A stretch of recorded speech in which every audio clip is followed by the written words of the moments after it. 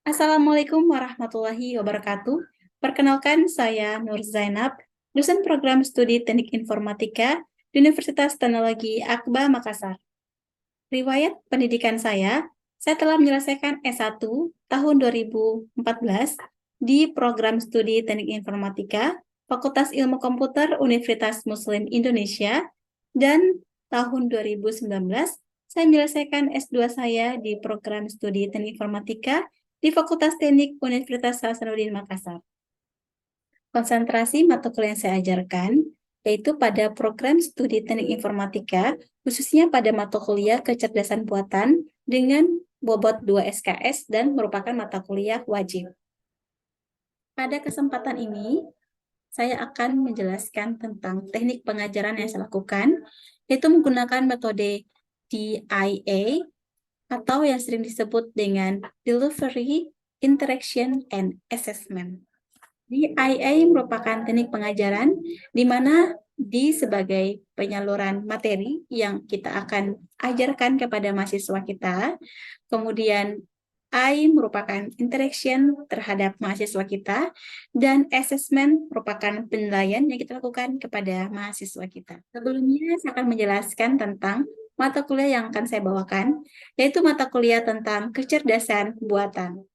Kecerdasan buatan merupakan mata kuliah wajib dengan bobot 2 SKS dan menjelaskan tentang bagaimana sebuah sistem cerdas yang dibuat oleh manusia untuk membantu kehidupan atau pekerjaan dari manusia. Berikut adalah materi tentang kecerdasan buatan yang akan saya bawakan.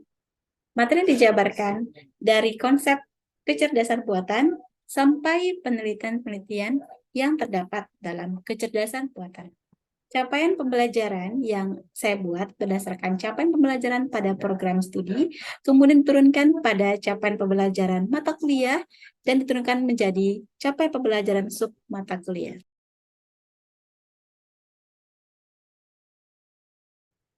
Berikut adalah capaian pembelajaran dari sub CPMK yang juga saya masukkan dalam LMS Imaja untuk setiap topiknya.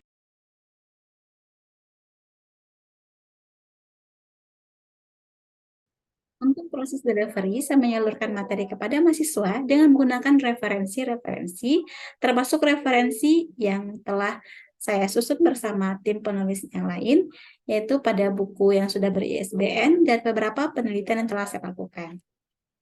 Materi yang sudah saya sampaikan juga saya buatkan video rekaman materinya agar mahasiswa bisa dapat memperhatikan dan pelajari kembali materi yang sudah saya bawakan. Materi tersebut saya masukkan dalam LMS Imaja. Interaction. Selanjutnya, interaksi yang saya lakukan kepada mahasiswa tergantung dari indikator yang saya tuliskan dalam rancangan pembelajaran semester. Misalnya, saya ingin mengukur ketepatan mahasiswa dalam menjelaskan materi yang saya bawakan, sehingga bentuk dari interaksi saya terhadap mahasiswa adalah dengan diskusi dan tanya jawab. Sedangkan jika saya ingin mengukur ketepatan mahasiswa dalam membuat sebuah teknik algoritma dan lainnya, maka saya akan menambahkan latihan atau tugas dalam bentuk interaksi dengan mahasiswa tersebut. Untuk interaksi, juga saya memberikan contoh kepada mahasiswa tentang implementasi dari materi yang saya bawakan langsung ke kehidupan nyata. Misalnya, saya mencontohkan dalam penelitian-penelitian tentang kecerdasan buatan yang berkaitan dengan materi yang saya bawakan. Asesmen merupakan penilaian saya terhadap mahasiswa, di mana saya sudah membagi penilaian tersebut menjadi bobot-bobot penilaian, di mana kehadiran saya memasukkan sekitar 15%, kemudian untuk aktivitas sebanyak 35%, kemudian untuk ujian tengah semester saya memasukkan 20%, dan untuk ujian akhir semester saya memasukkan 30%. Saya memberikan bobot aktivitas yang cukup besar, yaitu 35%, untuk memacu semangat mahasiswa dalam selalu aktif dalam kelas. Misalnya, tanya jawab, diskusi, maupun mengerjakan latihan-latihan yang saya berikan di dalam kelas. Saya juga memberikan bobot yang cukup besar pada ujian akhir semester. Karena pada saat ujian akhir semester, mahasiswa akan membuat dan merancang sebuah aplikasi sederhana tentang kecerdasan buatan. Berikut video pengajaran yang saya lakukan dalam kelas dalam bentuk daring untuk mata kuliah kecerdasan buatan dengan submateri yang saya ajarkan tentang tahapan pada sistem recognition. Saya mengucapkan terima kasih. Selamat menyaksikan. Wassalamualaikum warahmatullahi wabarakatuh. Assalamualaikum warahmatullahi wabarakatuh. Waalaikumsalam. Warahmatullahi wabarakatuh. Bagaimana kabarnya semua hari ini? Baik, Bu. Alhamdulillah baik, Bu. Baik. Nah, ada baiknya sebelum kita mulai perkuliahan hari ini, kita berdoa menurut kepercayaan kita masing-masing. Berdoa dimulai.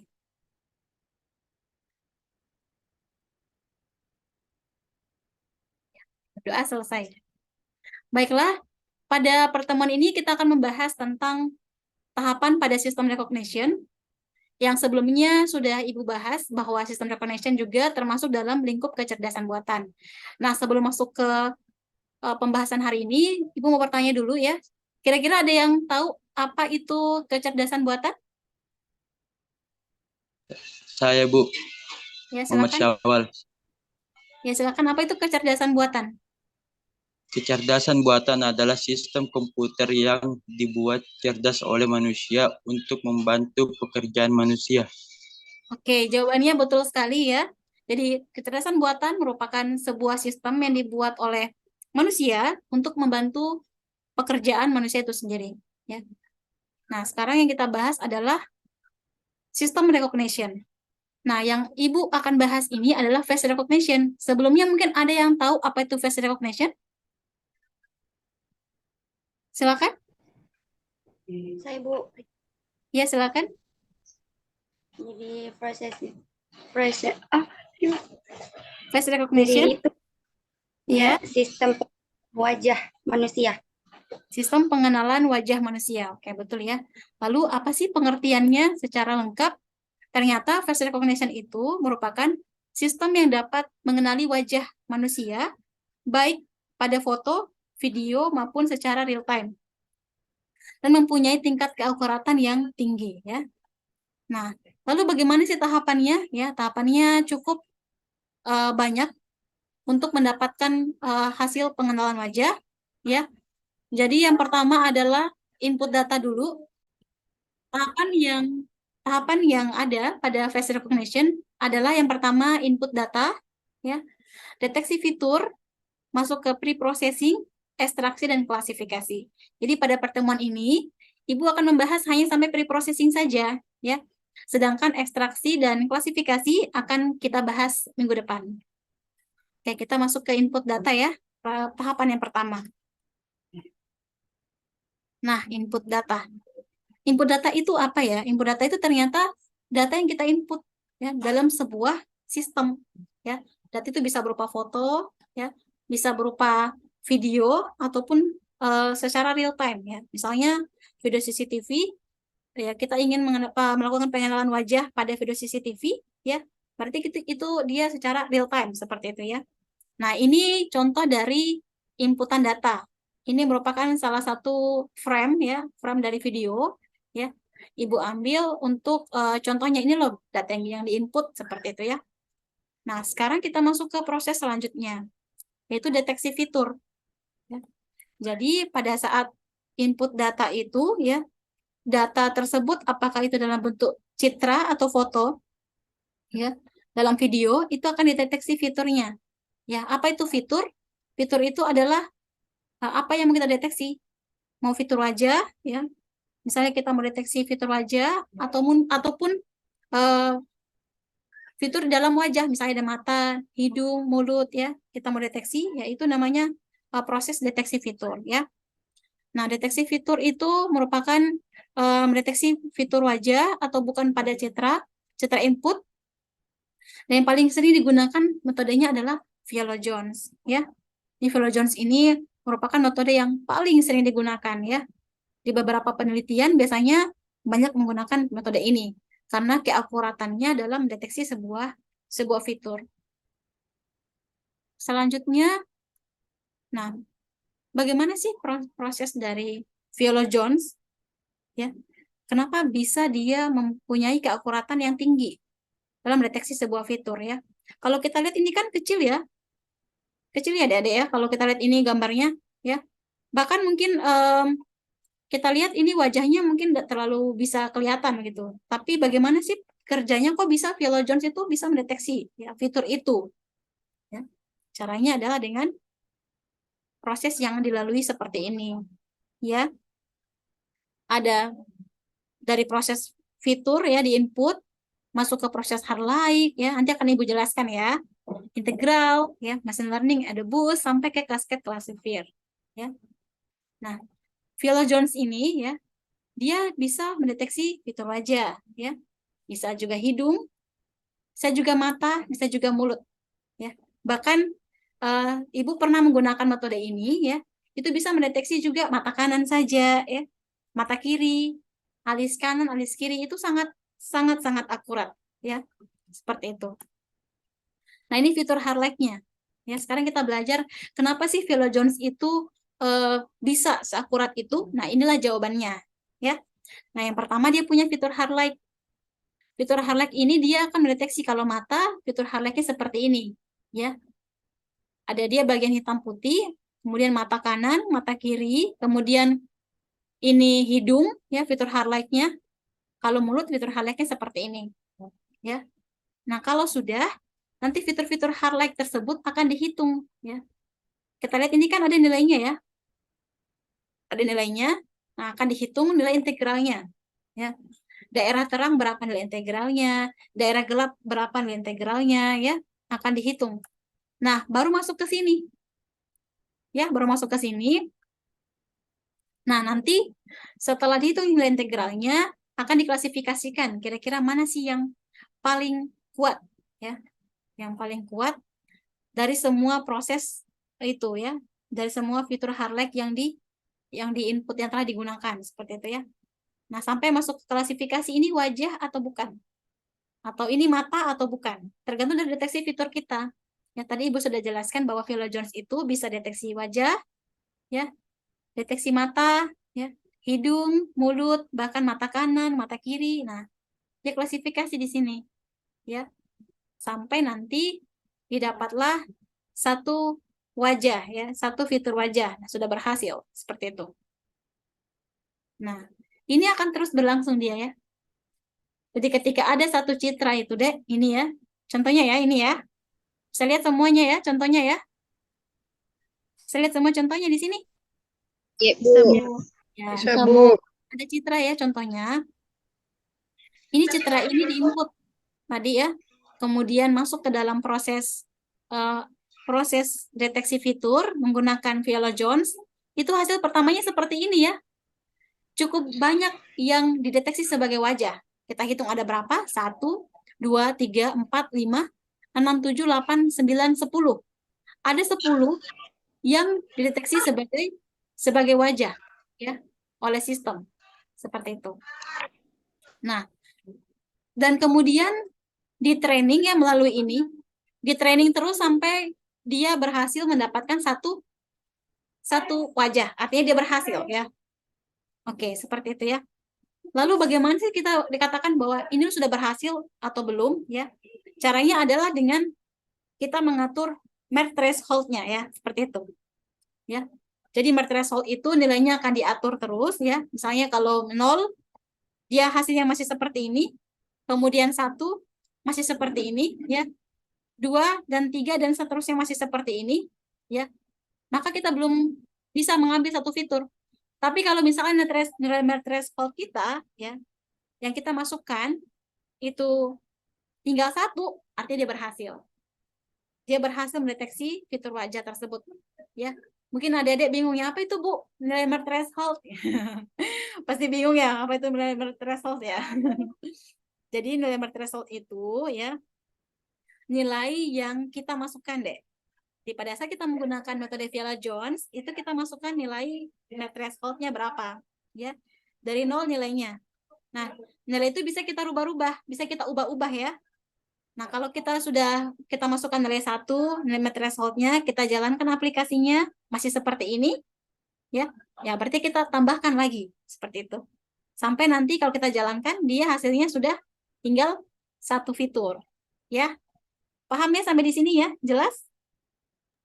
Paham, Jelas, Bu. Bu. Bu. Ya. Sekarang kita masuk ke tahap yang kedua, yaitu pre-processing, ya. Nah, tadi ya pada saat kita sudah deteksi fitur, ya, kita akan potong fitur yang terdeteksi, ya, masuk dalam cropping. Cropping itu apa? Ya, cropping itu proses menciptakan citra baru, ya. Citra baru sini maksudnya citra itu gambar ya. Jadi gambar baru yang tadinya itu kan gambarnya tadi semua ya, ada badannya, ada semua ya, bahkan ada orang lain juga tadi ya. Nah, nanti ketika di crop itu gambarnya hanya satu, mukanya saja, ya. Hanya mukanya saja seperti itu. Itu proses cropping fitur, ya, cropping fitur, cropping wajah. Nah, setelah di cropping, ya ini ya. Nah, ini di cropping sebentar ini mukanya saja ya. Nah, kalau sudah di cropping dia masuk ke resizing, ya. Nah, resizing ini artinya kita rubah ukurannya. Karena ketika kita sudah cropping, ya seperti ini, itu hasil croppingnya berbeda-beda ya. Ada yang hasil croppingnya ukurannya segini, ada juga ukurannya yang lain ya. Sedangkan kalau kita ingin membuat sebuah sistem pengenalan wajah itu ya, kita harus samakan semua ukurannya sebelum kita masuk ke tahap ekstraksi. Ya, tahap ekstraksi citra itu harus sama semua ukurannya. Nah, makanya ada namanya resizing ya, atau perubahan ukuran seperti itu. Ya. Lalu kok bisa sih Bu kalau misalnya ini ya, mungkin yang bertanya, kalau kita ukurannya kita perbesar kok masih sama ya, gitu ya. Kalau kita kecil pun masih sama ya. Sebenarnya proses kerjanya seperti ini. Jadi pada saat ini anggap citra yang kecil tadi ya, dibesarkan ya. Itu citranya akan mengcopy nilai pixel itu ke tetangganya ya, sehingga dia sama. Ya. Dia copy lagi ke tetangganya sehingga dia sama dan seterusnya. Maka gambarnya mirip ya dengan yang kecil tadi seperti itu ya. Oke, jelas sampai di sini? Jelas, Bu. Jelas, Bu. Baik. Nah, kalau sudah ada resizing ya, tinggal kita grayscaling. Di grayscaling ini ya, kita ingin ubah citranya dari berwarna ya, berubah ke keabuan atau hitam putih. Jadi, citra itu kan kalau kita ngambil foto ya, capture, itu kan biasanya gambarnya kan warna-warni ya, warna berwarna ya.